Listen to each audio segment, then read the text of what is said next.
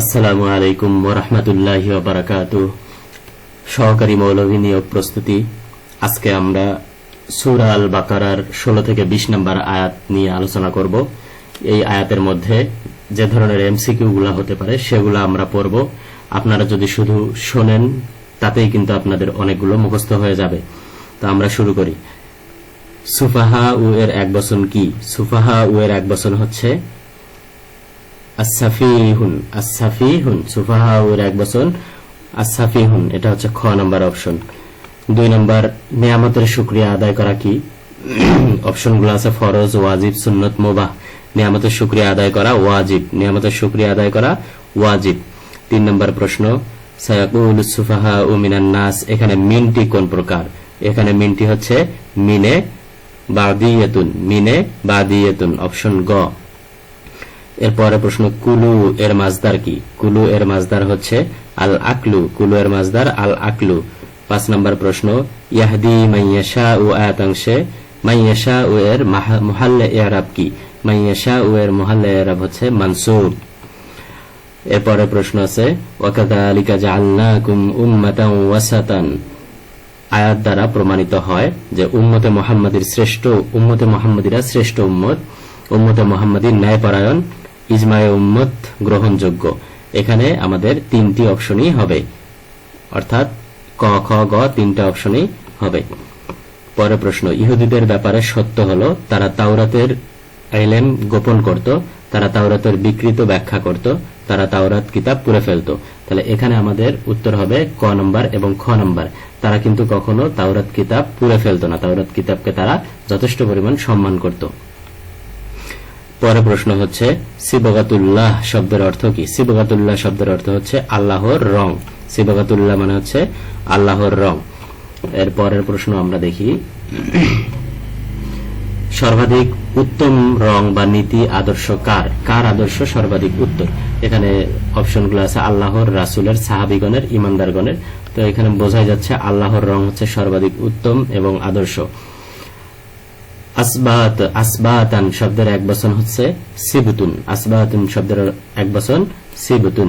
তারপরে আমরা যদি পরের প্রশ্নে যাই তাহলে হচ্ছে আবিদুনা কোন সিগা? আবিদুনা কোন সিগা? এটি হচ্ছে আমাদের জমা মুজাক্কার গায়েবের সিগা। আবিদুনা হচ্ছে জমা মুজাক্কার গায়েব।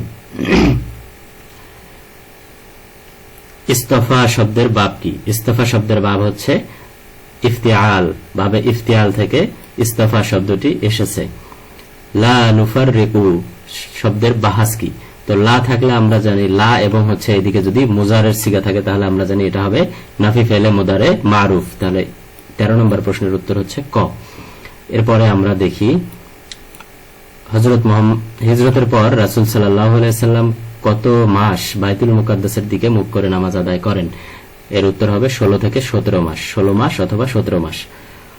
এখানে অপশন আমরা দেখব, যদি 16 থাকে 16 দিব, 17 থাকলে 17 দিব, আর যদি 16 বা 17 থাকে তাহলে ওইটাই দাগাবো। এর পরের প্রশ্ন, আম্বিয়া ও শব্দটি কোন শব্দের এক বচন? আম্বিয়া হচ্ছে নাবিয়ুন শব্দের এক বচন। নাবিয়ুন যে নবী, সেই নবী শব্দের এক বচন হচ্ছে আম্বিয়াউন। ইসহাক আলাইহিস সালামের পিতার নাম কি ছিল? ইসহাক আলাইহিস সালামের পিতার নাম ছিল ইব্রাহিম আলাইহি ওয়াসাল্লাম। মুসা শব্দটি কোন ধরনের? মুসা শব্দটি হচ্ছে গয়রে মুনসারিফ। মুসা শব্দটি গয়রে মুনসারিফ মানে হচ্ছে অপরিবর্তনীয় এসেম। এরপরে আমরা মুয়াসসুন শব্দের মাজদার কি? মুয়াসসুন শব্দের মাজদার হচ্ছে আল ইসাউ। আল ইসাউ, আল ইসাউ এর ইসমে মাফউলের সিগা হচ্ছে মুয়াসসুল, মুয়াসসুন। এরপরে আমরা পরের প্রশ্ন দেখি, কানু কোন ধরনের শব্দ? কানু হচ্ছে ফেল নাকিস, মানে এই ফেলগুলা কি করে? নিজেরা নিজের অর্থ প্রকাশ করতে পারে না। যে সকল ফেল নিজেরা নিজের অর্থ প্রকাশ করতে পারে না কিন্তু অন্যকে অর্থ প্রকাশ করতে সাহায্য করে তাকে বলা হয় ফেলে নাকিস, তাকে ফেলে নাকিস বলা হয়। পরের প্রশ্ন আমরা দেখি, কানাত শব্দের জিন্স কি? কানাত শব্দের জিন্স হচ্ছে আজওয়াফে ওয়াবি।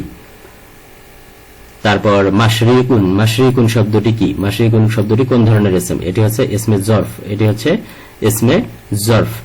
এই ইসমের একটা ক্লাস আমাদের চ্যানেলে আছে, আপনারা দেখে আসতে পারেন।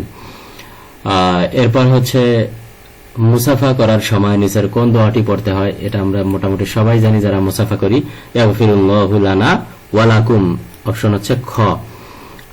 23 নম্বর প্রশ্ন, সিরাতুন শব্দের অর্থ কি? সিরাতুন শব্দের অর্থ হচ্ছে পথ। আমরা পড়ি ইহদিনাস সিরাত, সেই সিরাতুন মানে হচ্ছে পথ। এরপরে 24 নম্বর প্রশ্ন আমরা দেখি, ওয়াসাতুন। ওয়াসাতুন শব্দের অর্থ হচ্ছে মাধ্যম। ওয়াসাতুন মানে হচ্ছে মাধ্যম। ইয়াত্তাবিউ এর মাজদার হচ্ছে আল ইত্তিবাউ, ঘ নাম্বার, অপশন ঘ নাম্বার, আল ইত্তিবাউ। ইয়াত্তাবিউ এর মাজদার আল ইত্তিবাউ। এরপর হচ্ছে আমরা দেখি রউফুন শব্দের অর্থ কি? রউফুন হচ্ছে, রউফুন শব্দ মানে হচ্ছে দয়াশীল। রউফুন হচ্ছে মহান আল্লাহর গুণবাচক নাম।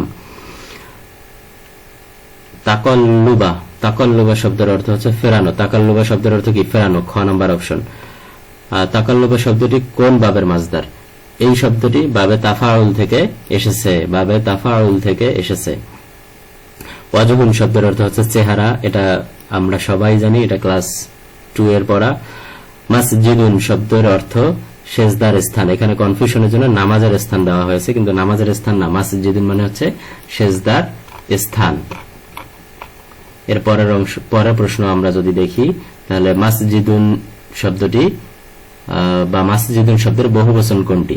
মাসজিদুনের বহুবচন হচ্ছে মাসাজিদুন, অপশন ক। এরপর হচ্ছে সবর। সবর শব্দের অর্থ ধৈর্য। সবর শব্দের অর্থ হচ্ছে ধৈর্য। কন্তরাতুল ইসলাম। কন্তরাতুল ইসলাম বা ইসলামের সেতু বলা হয় কাকে? ইসলামের সেতু বলা হয় নামাজকে। আর সলাত, সলাতকে ইসলামের সেতু বলা হয়। নিচের কোন শব্দটি ইফআল, বাবে ইফআলের মাজদার বা বাবে ইফআল থেকে এসেছে? আসলামতু। আসলামতু শব্দটি বাবে ইফআল থেকে এসেছে, ওয়াহিদ মুতাকাল্লিমের সিগা। এটা হচ্ছে ইফআলুন ইসলামুন থেকে ওজনে এসেছে। এরপরে আমরা 35 নম্বর প্রশ্নটা দেখি, নিচের কোনটি বাবে ইফআল থেকে এসেছে? এটা হচ্ছে আসলামতু। একই প্রশ্ন, কিতাবুনের বহুবচন কি? কুতুবুন। কিতাবুনের বহুবচন হচ্ছে কুতুবুন। এরপরে প্রশ্ন, কিতাবুন অর্থ কি? কিতাবুন অর্থ হচ্ছে গ্রন্থ বা বই, গ্রন্থ বা বই। প্রকৃত সত্য কার পক্ষ থেকে আসে? প্রকৃত সত্য মহান আল্লাহর পক্ষ থেকে আসে, অপশন ঘ। হিকমাতুন শব্দের অর্থ কি? হিকমাতুন মানে হচ্ছে প্রজ্ঞা। হিকমাতুন শব্দের অর্থ প্রজ্ঞা। এই ছিল আমাদের আজকের আলোচনা। এরপরে আমরা হচ্ছে পরবর্তী আয়াতের আলোচনা করব। সে পর্যন্ত আমাদের সাথে থাকবেন। অসংখ্য ধন্যবাদ।